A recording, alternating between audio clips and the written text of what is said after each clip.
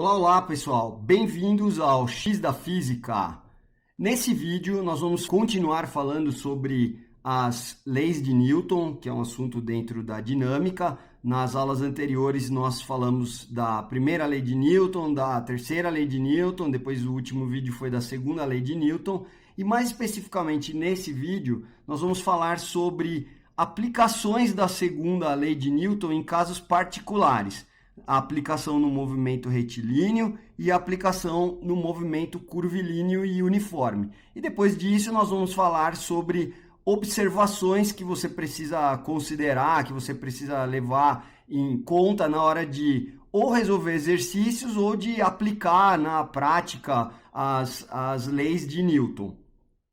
Bem, antes de começar com os casos particulares, é importante a gente rever o que nós aprendemos no final da última aula. E aí eu sei que você pode reclamar que tem muita revisão, que não é bom ficar repetindo. Então eu queria só te lembrar uma coisa, né? Que existe um provérbio em latim que diz que repetitio est mater studiorum, ou seja, que a repetição é a mãe do aprendizado, é a mãe do estudo, é a mãe do estudante. Então, para você realmente fixar os conceitos, não adianta só ver uma vez na aula ou ler uma vez no livro que você já sabe. Você tem que ver, rever, estudar várias vezes, ler diversas vezes aquele mesmo assunto, até aquilo ficar consolidado na sua mente, e depois disso você tem que aplicar esses conhecimentos na resolução de exercícios.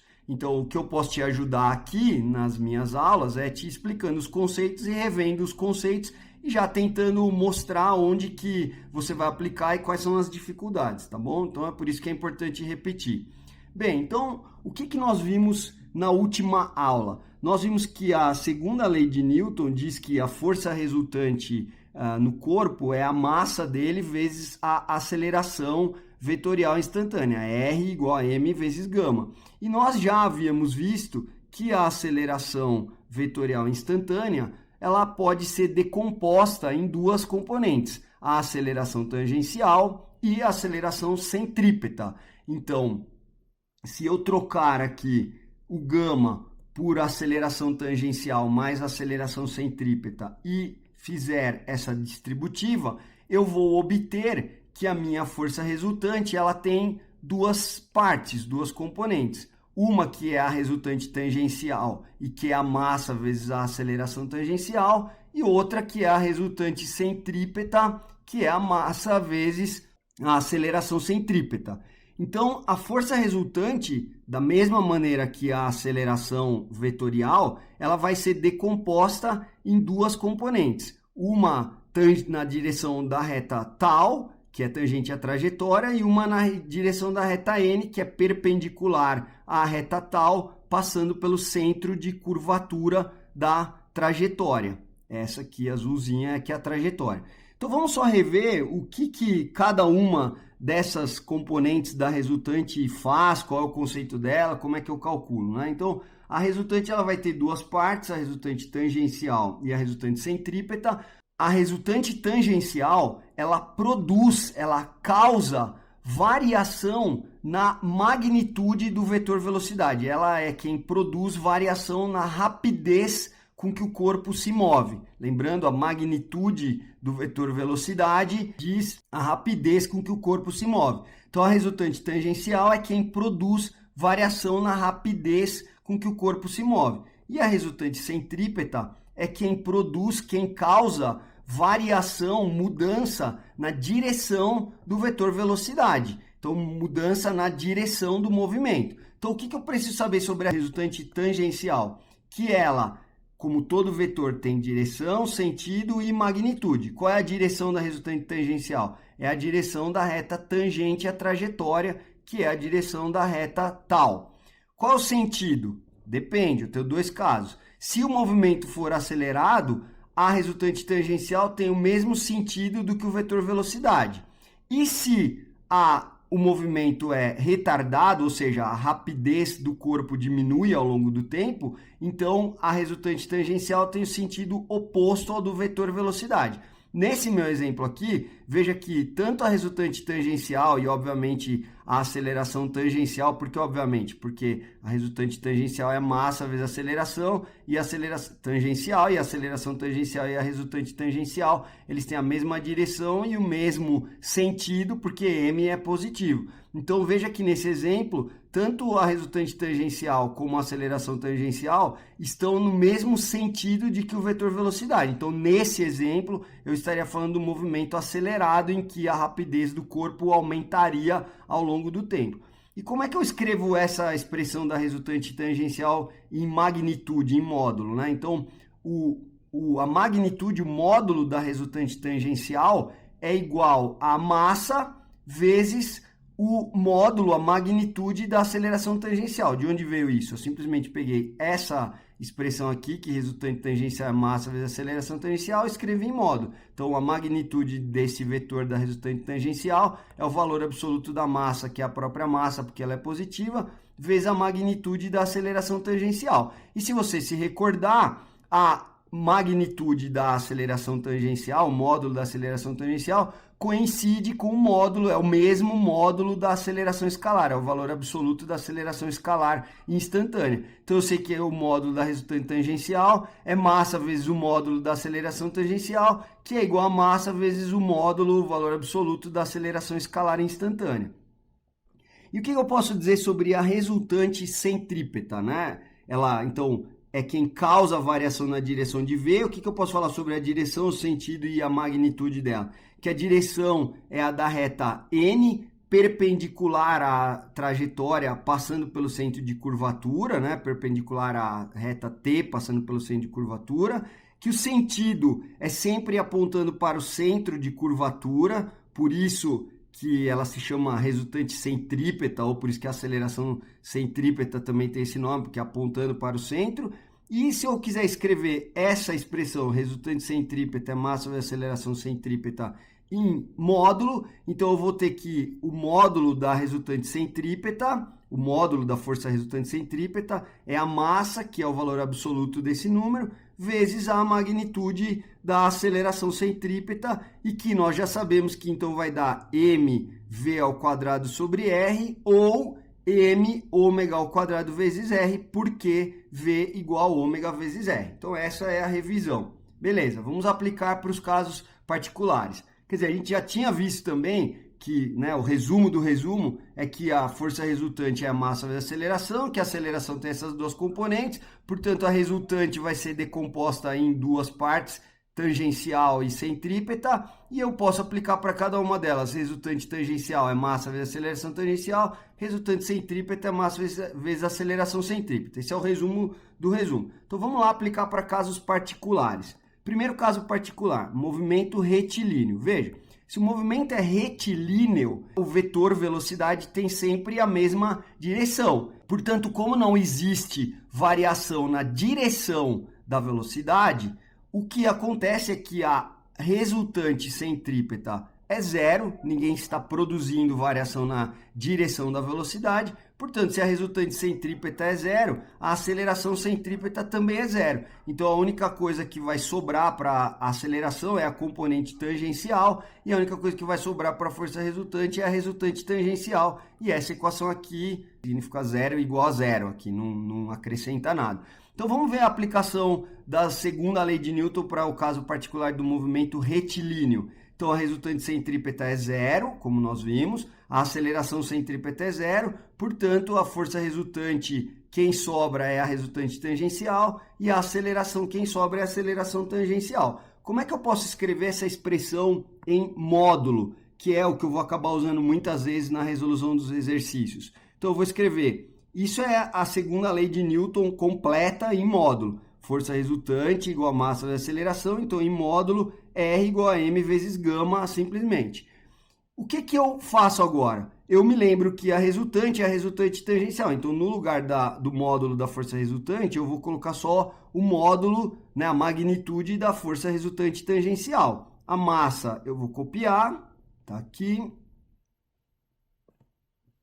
E no lugar de gama, eu vou me lembrar que gama não tem aceleração centrípeta dentro dela, então gama é igual a aceleração tangencial, portanto a magnitude de gama nada mais é do que a magnitude da aceleração tangencial, e que nós já sabemos que a magnitude da aceleração tangencial é igual ao módulo da aceleração escalar instantânea. Então, no resumo, a aplicação da segunda lei de Newton ao caso particular de um movimento retilíneo, na hora que eu escrever em módulo, vai ficar assim, é o que eu vou acabar usando muitas vezes na resolução dos exercícios, que a força resultante eu posso escrever que é massa vezes aceleração, que é a forma completa da segunda lei de Newton, mas se eu lembrar o que tem dentro da aceleração, eu vou lembrar que só dentro da aceleração tem a componente tangencial, portanto, o módulo do gama vai ser o módulo da aceleração tangencial, que é o módulo da aceleração escalar instantânea. Então, é essa expressão que muitas vezes vai aparecer nos exercícios. Se você olhar os exercícios resolvidos do meu livro, que você pode baixar lá na primeira aula, ele está no site, tem o link para você baixar. Se você acompanhar os exercícios resolvidos, você vai ver que quando nós aplicarmos a segunda lei de Newton para o movimento retilíneo, você vai ver que nós vamos usar essa expressão aqui.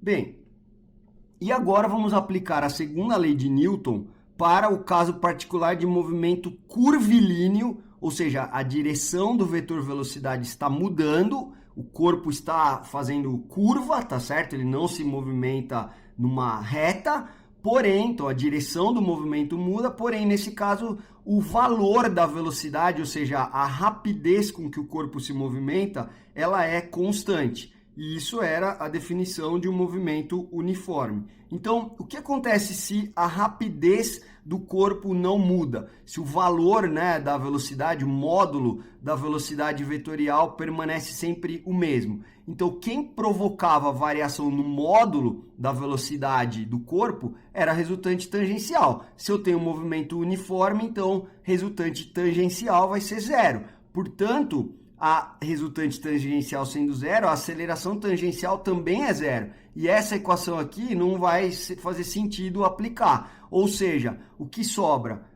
A segunda lei de Newton diz que resultante é igual a massa vezes a aceleração, só que a aceleração só vai ter a componente centrípeta nesse caso, e a resultante só vai ter a resultante centrípeta nesse caso, que eu vou aplicar então a equação vetorial aqui, resultante centrípeta, massa vezes aceleração centrípeta. Então, como é que vai ficar segunda lei de Newton para o caso do movimento curvilíneo e uniforme? Uniforme, então não tem resultante tangencial, porque a resultante tangencial é quem produz variação na magnitude, no módulo da velocidade vetorial, ou seja, quem produz variação na rapidez com que o corpo se move. Então, como não tem variação da rapidez, então a resultante tangencial é zero e a aceleração tangencial é zero, portanto a resultante é só centrípeta e a aceleração vetorial também é só a aceleração centrípeta. E aí como é que fica isso se eu for aplicar a segunda lei de Newton em módulo? Então essa é a forma em módulo da segunda lei de Newton completa, resultante igual a massa vezes gama. Só que resultante sendo só a resultante centrípeta e o gama sendo só existindo dentro do gama a componente centrípeta, a componente tangencial é zero. Então, no lugar de gama, eu vou substituir aqui, o valor, a magnitude de gama, eu vou colocar a magnitude da aceleração centrípeta, que nós já sabemos, então, que massa, vou copiar, e aí a aceleração vai ser V ao quadrado sobre R, ou vai ficar massa vezes ômega ao quadrado vezes R, que são as expressões para aceleração centrípeta. Ou seja, o resumo é, na aplicação da segunda lei de Newton nos exercícios, que eu tenho um movimento curvilíneo mais uniforme, em geral, o movimento curvilíneo que nós vamos estudar, em geral, não é que seja obrigatório, mas em geral você vai ter um movimento circular. Mas o fato é, no movimento curvilíneo uniforme, então a força resultante, que só é a resultante centrípeta, a aplicação da segunda lei de Newton em módulo vai ser força resultante igual a massa vezes V ao quadrado sobre R, ou massa vezes ômega ao quadrado vezes R. Bem, agora vamos para as observações. Muitas vezes, nos exercícios, não vai ser dada a força resultante que atua no corpo, mas sim serão dadas as diversas forças, serão dadas ou você vai ter que calcular, mas enfim, você vai conseguir obter de alguma forma as diversas forças individuais que atuam no corpo. Você não vai ter a força resultante. Então, o que eu preciso fazer? Uma coisa que eu poderia fazer para aplicar a segunda lei de Newton seria eu encontrar a primeira, né, fazer a soma vetorial de F1 com F2, encontrar a força resultante, para depois decompor a força resultante na sua componente tangencial e na sua componente centrípeta. Eu poderia fazer isso, e aí eu tenho, então eu pego as forças, somo vetorialmente, encontro a força resultante, e aí eu pegaria a força resultante e decomporia ortogonalmente na direção da reta T e na direção da reta N, encontraria a componente de R na direção da reta T aqui, que é a resultante tangencial, e tá, às vezes eu falo T, na verdade é na reta tal, tá certo? Então, voltando, eu decomporia, se eu encontrar a resultante, eu decomporia a força resultante na direção da reta tal, que é a reta tangente à trajetória, teria a resultante tangencial, e a mesma forma decomporia na direção da reta N, e aí eu teria a resultante centrípeta, e eu posso aplicar a segunda lei de Newton, resultante tangencial é massa vezes aceleração tangencial, resultante centrípeta é massa vezes aceleração centrípeta. Poderia fazer isso, mas não é o que nós fazemos normalmente. Então, o que nós fazemos normalmente? Primeiro, nós decompomos cada uma das forças na direção da reta tal e na direção da reta N. Então, em primeiro lugar, você vai decompor cada uma das forças. Então, veja que a força F1, nesse exemplo, ela tem uma componente na direção da reta tal e tem uma componente na direção da reta N. A força 2 tem uma componente na direção da reta tal, tangente à trajetória, e uma componente na direção da reta N, perpendicular à trajetória, passando pelo centro de curvatura.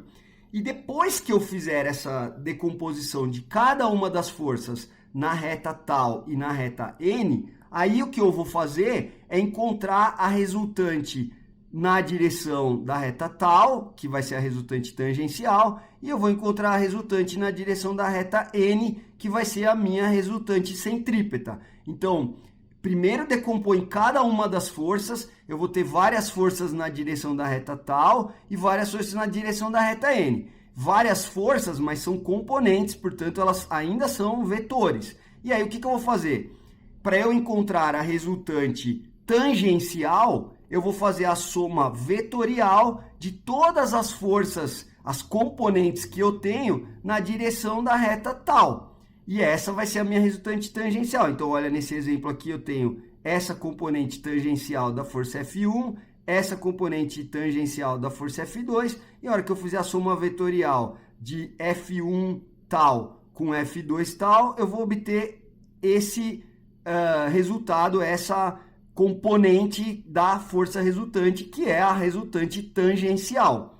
E a mesma coisa se eu fizer isso para a resultante centrípeta. Então, a força F1 tinha essa componente na direção da reta N, a força F2 tinha essa componente na direção da reta N. Se eu fizer a soma vetorial dessa componente de F2 com essa componente de F1, eu vou achar essa componente da força resultante, que é a força resultante centrípeta. Então, no fim do dia, se eu, obviamente, somasse as duas componentes da força resultante, a resultante centrípeta e a resultante tangencial, eu teria aqui a força resultante, mas não precisa. O que está aqui, né? Então, o que interessa é a resultante tangencial, que é a soma vetorial da componente de F1 e de F2 na direção da reta tal, e a resultante centrípeta vai ser a soma da componente de F1 e de F2 na direção N, tendo a resultante tangencial, tendo a resultante centrípeta, eu posso aplicar a segunda lei de Newton nas suas componentes,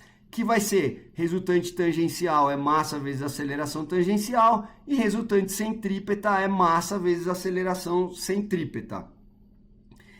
Por fim, imagine que um corpo realiza um movimento curvilíneo plano e quando ele realiza esse movimento curvilíneo plano, nós já vimos que eu vou ter a reta tal, que é a reta na direção tangente à trajetória, que eu vou ter a reta N, que é a reta perpendicular à trajetória, perpendicular à reta tal, passando pelo centro de curvatura, e a gente já aprendeu que tem lá a resultante centrípeta e a resultante tangencial, e nós vimos também que o vetor velocidade sempre está na direção da reta tal, indicando o sentido do movimento, e o módulo do vetor velocidade indica a rapidez com que o corpo se movimenta. Isso nós já vimos. Qual é a novidade aqui? Imagine que num corpo que está se movimentando num plano, possam existir forças que ou estejam elas mesmas na direção dessa reta B, que é a direção perpendicular ao plano do movimento, então ela é perpendicular tanto à direção tal como à direção N. Por que ela chama B? É a direção binormal. Nós já vimos que em física, quando nós falamos que algo é normal, nós falamos que ele é perpendicular. Então essa reta B, ela chama B porque ela é binormal, ela é normal, ela é perpendicular tanto à reta tal como à reta N. Então, voltando, imagine que o corpo está realizando um movimento plano e imagine que existam forças que elas podem estar na direção da reta B ou elas podem ter componentes que estejam na reta B, ou seja, forças que estejam fora do plano. Então você vai pegar essa força, você vai decompor não só nos eixos, como a gente fez antes no eixo T, na reta tal, né, e na reta N, como você também vai, quando existirem forças que estão fora desse plano, você vai decompor também na reta B. Então quais são os dois casos que podem aparecer? Ou a força já está ela mesma na direção da reta B, ou ela está inclinada em relação aos eixos, mas eu vou encontrar uma componente na direção da reta B. E aí o que eu preciso fazer então? Eu preciso aplicar a segunda lei de Newton na direção da reta N, escrever resultante centrípeta é massa vezes aceleração centrípeta. Eu vou escrever a segunda lei de Newton para a reta tal, né? Na direção da reta tal vai ser resultante tangencial é massa vezes aceleração tangencial. E na reta B, na direção da reta B, o que eu faço com as forças que estão na direção da reta B? Quando eu falo forças, podem ser forças ou podem ser componentes de forças que estão nessa reta B. O que eu faço com todos com essas forças e essas componentes que estão na direção da reta B? Eu vou escrever que a resultante na direção da reta B é igual a zero. Por quê? Porque se a força resultante na direção da reta B não for zero, então o corpo não vai executar um movimento plano. Ele vai sair desse plano. Sair desse plano como? Ele ou vai para cima ou ele vai para baixo. Mas ele não vai andar mais no plano, tá certo? Então, resumo. Quando eu tenho um movimento plano e eu tenho forças que atuam fora desse plano, o que eu preciso fazer? Além das retas que a gente já viu, da reta tal e da reta N, eu preciso considerar uma nova reta, que é a reta B, perpendicular ao plano do movimento, perpendicular tanto a tal como perpendicular a N. O que eu vou fazer? Eu vou pegar todas as forças que atuam no corpo e vou decompor todas as forças nos três eixos agora, no eixo tal, no eixo N e no eixo B. No eixo tal, eu vou escrever resultante tangencial é massa vezes aceleração tangencial. No eixo N, eu vou escrever resultante centrípeta é massa vezes aceleração centrípeta. E o que eu vou fazer no eixo B? Eu vou escrever que todo mundo que está lá, a força resultante de todas aquelas forças que estão naquele eixo, a força resultante na direção do eixo B vai ser zero, porque se não for, o corpo vai sair do plano, ele vai ser ou puxado para cima ou vai ser puxado para baixo e não vai mais executar um movimento plano, tá certo? Bem, pessoal, é isso. Espero que você tenha gostado da aula. Se gostou, não deixe de dar o seu like. E se você está acompanhando o curso, não deixe de se inscrever no canal. Assim, toda vez que eu postar uma nova aula, você pode receber e ficar sabendo para vir aqui estudar. Tá bom? Um abraço e te vejo no próximo vídeo. Até lá!